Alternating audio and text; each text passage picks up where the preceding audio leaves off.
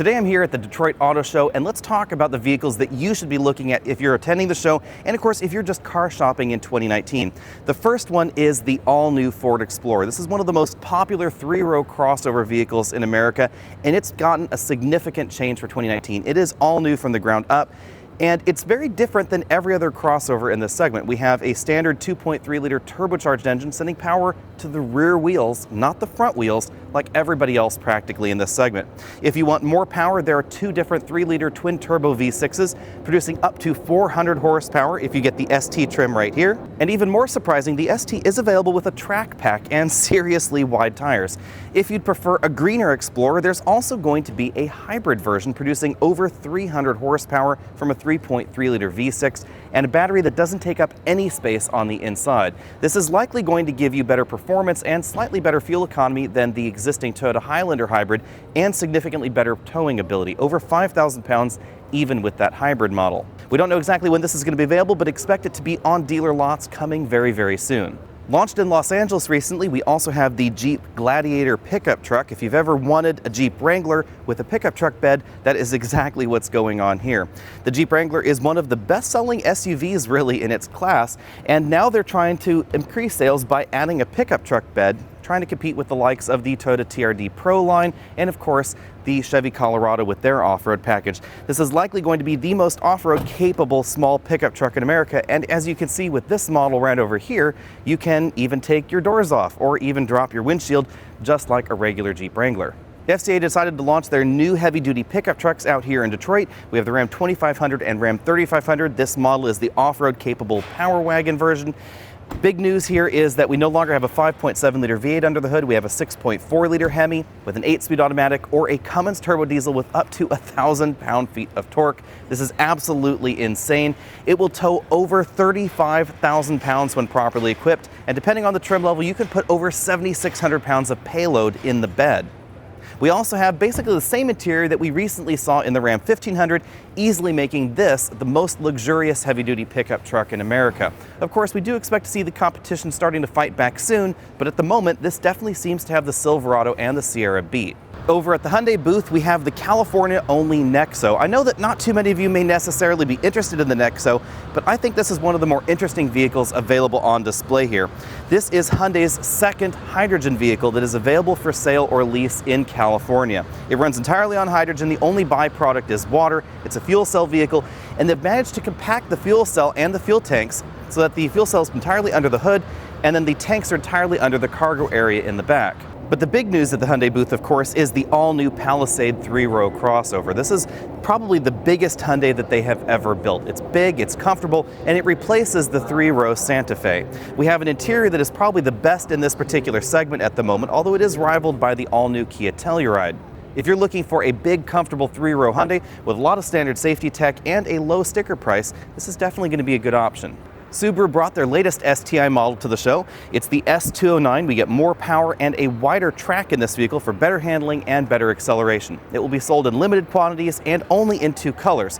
But again, this being Alex and Autos, the most interesting car here, of course, is the new Forester for me, because this is an incredible value, especially in base trims. This competes directly with the RAV4 and CR-V, and we have a complete video coming up very soon. Mahindra brought their Roxor off-road vehicle. This is not certified for on-road driving, but if you're looking for a tough, rugged little off-road vehicle, this is kind of an interesting twist. Just don't call it a Jeep. Aside from the Ford Explorer, I think that the biggest news at the show, and perhaps one of the most controversial launches, is the all-new Toyota Supra. Toyota has resurrected their performance nameplate for this new vehicle that was co-developed with BMW. Now, there's been a lot of talk about exactly how much BMW this is and how much Toyota this is. Basically, Toyota designed the vehicle with access to the BMW parts bin. So yes, it uses a BMW engine. Yes, it uses a ZF 8-speed automatic transmission, and it uses parts on the inside from the BMW parts bin. But the reality is that the Z4 and the Supra would not exist without one another.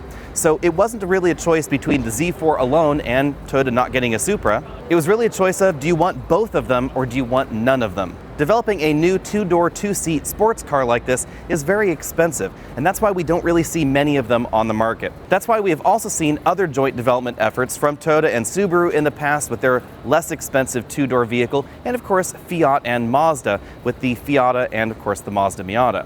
We don't know all the details just yet, but this will start right around $50,000. It's going to go up to about $65,000, $66,000. So it's going to be less expensive than the BMW Z4. It's also a coupe, not a roadster like we see in the BMW model. This is going to be a little bit slower than the top-end trim of BMW with the same 3-liter 6-cylinder engine because we get a little bit less power in the Toyota, but it's going to be significantly faster than the BMW Z4 for the same sticker price. And it also is not that far off of something like the BMW M2. A lot of you were asking how this compares to the M2. Well, this is a little bit lighter and it's also a lot less expensive. It's been a while since Lexus has had a convertible, but they've brought a concept convertible based on the LC Coupe. That's their most expensive 2-door vehicle in the US. Now, we don't know exactly when this is going to go to production, but it looks awfully production intent, so expect to see this at a Lexus dealer coming soon. It's looking like a big year for big crossovers because Kia brought their all-new Telluride to the Detroit show. You should see this on dealer lots coming over the next few months. This is basically what we expected of the Telluride because they've been showing images of this for some time, very thinly veiled with extra snorkels and ladders, etc., but this is exactly what we're going to get. This is very closely related, obviously, to the Hyundai Palisade that we just looked at. It's a big 3-row crossover with a lot of headroom in the second row and in the third row, and a pretty decent amount of cargo space in the back. This is designed to be an alternative to something like the Volkswagen Atlas. In an unexpected move, Kia is also diving right into the EV market in a pretty big way with not one, but 2 new EVs. We have the Kia Soul EV, which is all new for 2020, and then we have the Kia Niro EV, which we've seen before, but now has basically this same battery pack and motor under the hood of the Niro, which was formerly available as a plug-in hybrid and a hybrid only. Infiniti's parent company Nissan has of course been in the EV game just about as long as anyone else, but their luxury brand Infiniti hasn't had a dedicated EV before, but that appears to be changing with this new QX inspiration concept. Obviously this isn't a production car and this isn't something that we're going to be seeing rolling down the road soon, but this appears to be the direction that Infiniti is going. Infiniti should be making one of the first mainstream luxury brand EVs, likely going to be competing with the new Cadillac series of EVs coming soon. Lincoln decided to give 80 Continentals a 6-inch stretch in terms of wheelbase to give us more legroom in the back. Unfortunately, that's not the direction I wish it was stretched. I wish it was a little bit taller because headroom is really the problem in the Continental, not legroom. The big news at the Lincoln booth is this all-new Aviator. Now, we first saw this at the Los Angeles Auto Show. This is going to compete very directly with the brand new Cadillac XT6 and other luxury 3-row midsize crossovers. But this is going to do it a little bit differently than the Cadillac because the Aviator is rear-wheel drive, very much like the new Ford Explorer. The base engine in the Aviator is a 3-liter twin-turbo V6, and if you want even more power, you can get the plug-in hybrid version of the Aviator, which mates that exact same engine to a set of electric motors and, of course, a big battery pack. Speaking of the Cadillac XT6, you can see that now on the floor in Detroit and coming up in dealers very soon. As I said before, this is a front-wheel drive vehicle, which is very different than the Aviator. You can get all-wheel drive, of course, but the base models are front-wheel drive with a naturally aspirated V6 under the hood and no hybrids or plug-in hybrids available at this time. Volkswagen gave the Passat a new nose and a very orange paint job. Honda brought their new Passport, which you can think of as the shorter, more off-road capable Honda Pilot. It's been lifted off the ground by about an extra inch, and the overall vehicle length has been tightened up to make it a little bit more off-road capable. We will be driving this actually next week. Chevy brought their new 2019 pickup truck line. We don't see any HD pickup trucks on the floor just yet, but you should expect to see the new heavy-duty line 2535 coming very soon. Ford's tasty new Ranger pickup truck is also coming to America for 2019. This is probably the most modern compact pickup truck in America at the moment, with a new 2.3-liter turbo engine under the hood and a 10-speed automatic transmission.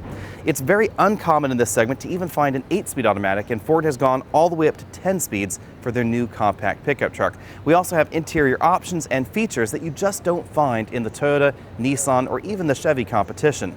Thanks for watching, everybody. That's been our quick look at the 2019 Detroit Auto Show and, of course, the vehicles that you should be looking at if you're car shopping in 2019.